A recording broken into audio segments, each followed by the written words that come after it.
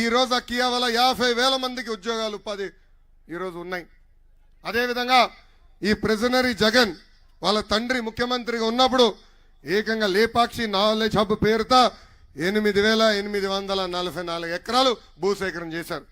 ఇంకో పక్కన science city పేరుతో 8,000 ఎకరాలు భూసేకరణ చేశారు. అంటే దాదాపు 17,000 ఎకరాలు భూసేకరణ చేశారు. ఇక్కడున్న ప్రజలు అడుగుతున్నా, ఒక్క పరిశ్రమ వచ్చిందా? ఒక కంపెనీ వచ్చిందా? ఒక్కరికైనా ఉద్యోగాలు కల్పించారా?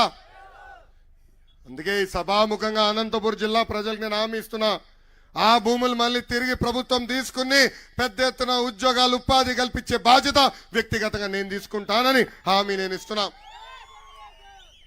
కరెక్ట్ గా పాదయాత్ర చేస్తున్న సమయం ఎవరైతే ఆ భూములు సేకరణ చేసి జగన్ కంపెనీలో పెట్టుబడులు పెట్టారో ఆ కంపెనీ దివాలా ఎత్తిందని చెప్పారు.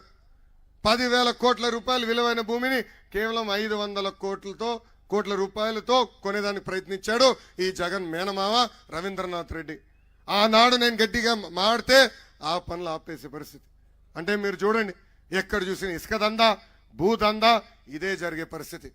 అందుకే అనంతపురం ప్రజలు ఆలోచించాలా, పాలిచ్చే తెలుగుదేశం ప్రభుత్వం కావాలా, లేదంటే తన్నే దున్నపోతూ వైకాపా ప్రభుత్వం కావాలా అని ఆలోచించమని నేను కోరుతున్నా.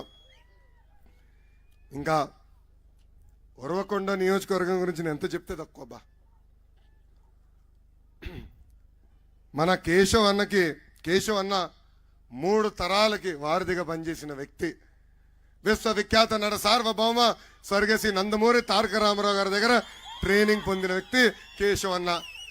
మన విజనరీ నాయకుడు బాబు గారి నాయకత్వంతో పనిచేసిన వ్యక్తి కేశవ్ అన్న.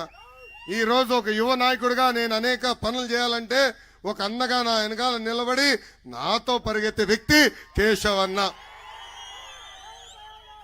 నాతో పరిగెడుతున్నారు, నా వెనకాల పరిగెడుతున్నారు నాకు లీట్లో.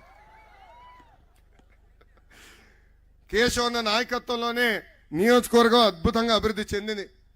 ఈ రోజు శాసన సభలో కేశవ్ అన్న కనీసం మైక్ ఇవ్వట్లేదు ఈ ప్రభుత్వం. ఎంత భయపడుతున్నారు చూడండి. అరే అసెంబ్లీ పులి కేశవ్ అన్న. అసెంబ్లీలో ఒక పిల్లి కూడా ఉందండి. అసెంబ్లీలో ఒక పిల్లి కూడా ఉంది. ఆ పిల్లి పేరేంటి తెలుసా?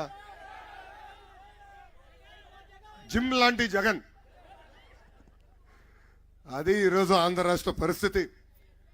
మన ప్రభుత్వం ఉన్న 5 సంవత్సరాల్లో ఎప్పుడు లేని విధంగా ఉరవకొండ నియోజకవర్గ అభివృద్ధి చేసింది కేశవ్ అన్న.